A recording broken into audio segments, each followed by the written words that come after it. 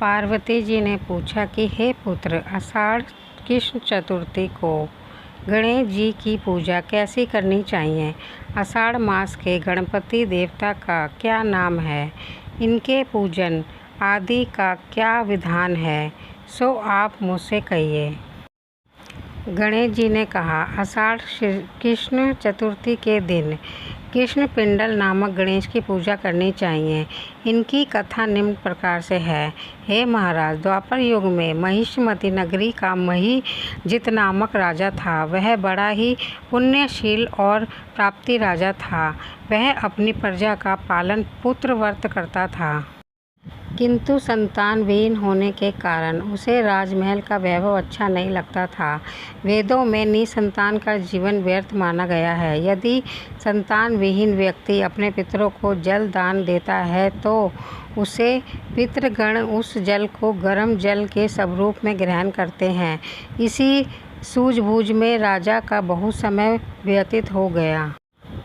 उन्होंने पुत्र प्राप्ति के लिए बहुत से दान यज्ञ आदि कर्म किए, फिर भी राजा को पुत्र उत्पत्ति न हुई।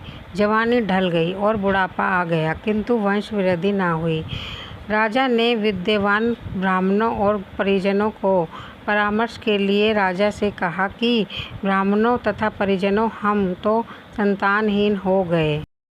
अब मेरी क्या गति होगी? मैंने जीवन में तो पाप कर्म नहीं किया। मैंने कभी अत्याचार द्वारा धन संग्रह नहीं किया। मैंने तो सदैव प्रजा का पुत्रव्रत पालन किया तथा धर्माचरण द्वारा ही पृथ्वी शासन किया। मैंने चोर डाकुओं को दंडित किया, इष्ट मित्र के भोजन की व्यवस्था की, गो ब्राह्मणों का हित चिंतन करते हुए शिष्ट पुरुषों का आदर सत्कार किया। फिर भी मुझे अब तक पुत्र न होने का क्या कारण है? ब्राह्मणों ने कहा कि हे महाराज, हम लोग वैसा ही प्रयत्न करेंगे जिससे आपको वर्ष की वृद्धि हो। इस प्रकार कहकर सब लोग युक्ति सोचने लगे।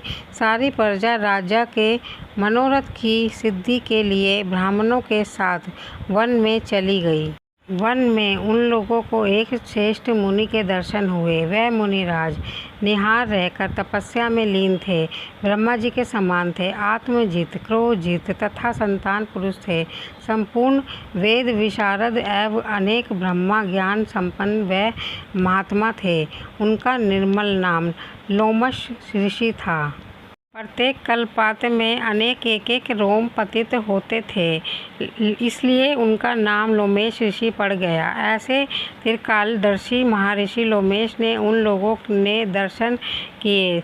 सब लोग उन तेजस्वी मुनि के पास गए। उचित एवं प्राणमदि के अनुसार सभी लोग उनके समक्ष खड़े हो गए। मुनि के दर्शन से सभी लोग प्रसन्न होकर कहने लगे कि हम लोगों का बड़ा सौभाग्य है, इसीलिए हमें ऐसे मुनि के दर्शन हुए। इनके उपदेश में हम सभी का मंगल होगा। ऐसा निश्चय कर उन लोगों ने मुनिराज से कहा, हे ब्रह्मा ऋषि, हम लोगों के दुख का कारण सुनिए। अपने संदेश के निवारण के लिए हम लोग आपके पास आए हैं। हे भगवान, आप कोई उपाय बतलाइए। महर्षि लोमेश ने पूछा, सज्जनों, आप लोग यहाँ किस अभिप्राय से आए थे? मुझसे आपका क्या प्रयोजन है? स्पष्ट रूप से कहिए, मैं आपके सभी संदेहों का निवारण करूँगा। परिजनों ने उत्तर दिया, हे मुनिवर, हम महिष्मती नगरी के निवासी हैं। हमारे राजा का नाम महिजीत है। वह राजा ब्राह्मणों का रक्षक, धर्मात्मा, दानवीर, शूरवीर एवं मधुरभाषी है। उस राजा ने हम लोगों का पालन पोषण किया है, परंतु ऐसे राजा का आज तक कोई भी संतान प्राप्ति नहीं हुई। हे भगवान, माता पिता को केवल जन्मदाता ही होते हैं, किंतु राजा ही वास्तव में पोषक एवं सर्वधक होता है। उसी राजा ने नियमित हम लोगों ऐसे गहन वन में आए हैं। हे महर्षि, आप कोई ऐसी युक्ति बताएं बताइए जिससे राजा को संतान की प्राप्ति हो, क्योंकि ऐसे गुणवान राजा को कोई पुत्र ना हो, यह बड़े दुर्भाग्य की बात है। हम लोग परम पर विचार विमर्श करके इस गंभीर वन में आए हैं। उनके सौभाग्य से ही हम लोगों ने आपका दर्शन किया है। हे मुनिवर, किस व्रत दान पूजन आदि अनुष्ठान करने से राजा को पुत्र होगा, आप कृपा करके हम सभी को बताएं। प्रजा जन की बात सुनकर महर्षि लोमेश ने कहा, हे सज्जनों, आप लोगों ध्यानपूर्वक सुने। मैं संकट नाशक व्रत को बताता हूँ। यह व्रत निसंतान को संतान, निर्धनों को धन देता है। आषाढ़ कृष्ण चतुर्थी एकानन गजानन नामक गणेश की पूजा करें।